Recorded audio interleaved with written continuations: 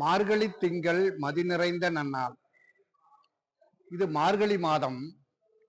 இந்த மார்கழி மாதத்திலே அதிகாலை நேரத்திலே நாம் பெருமாள் ஆலயங்களுக்கு சென்று வழிபடுகின்ற பொழுது ஆண்டாள் பாடிய இந்த 30 பாடல்கள் அடங்கிய திருப்பாவை பாடலை பாடுவோமேயானால் அந்த நாராயணன், அந்த வெங்கடேச பெருமாள் நமக்கு எல்லா அருளையும் பொருளையும் வழங்குவான் என்பது சான்றோர் வாக்கு. சான்றோர் வாக்கு. ஆண்டாள் நாச்சியார் மிக அற்புதமாக பாடுகிறார். மார்கழி திங்கள் மதி நிறைந்த நன்னாள், நீராட போதுவீர் போதுமினோ நேரிழையர். இது மார்கழி மாதம். அது மட்டுமல்ல, பௌர்ணமி நாள்.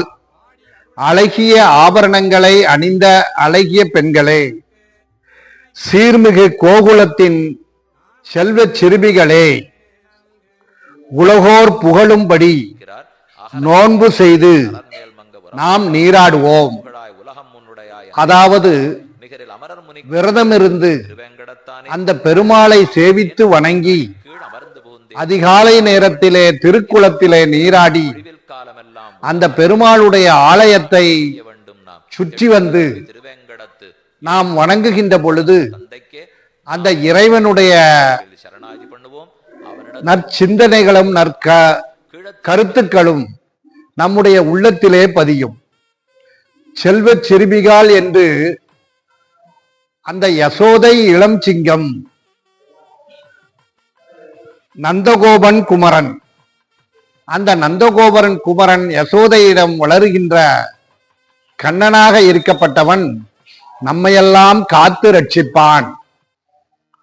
கார்மேனி செங்கன் கதிர்முகம் போல் முகத்தான், நாராயணனே நமக்கு பறை தருவான். பாரோர் புகழ பாடி புகழ்ந்தேலோர் எம்பாவாய் என்று ஆண்டாள் நாச்சியார் பாடுகிறார்.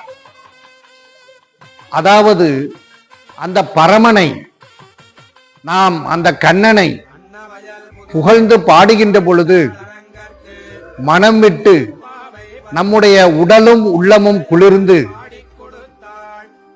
சீர்பெறும் அந்த கண்ண பரமாத்மாவை பாடி புகழுகின்ற பொழுது நமக்கு நல்ல பலன்களை அந்த இறைவன் தருவான் என்று ஆண்டாள் நாச்சியார் அந்த சிறுவில்லிபுத்தூரிலே இருக்கின்ற அந்த செல்வ சிறுமிகளை எல்லாம் அழைக்கிறார். வீடு வீடாக சென்று எல்லோரையும் அழைத்து அந்த நாராயணன் நமக்கு பறை தருவான்.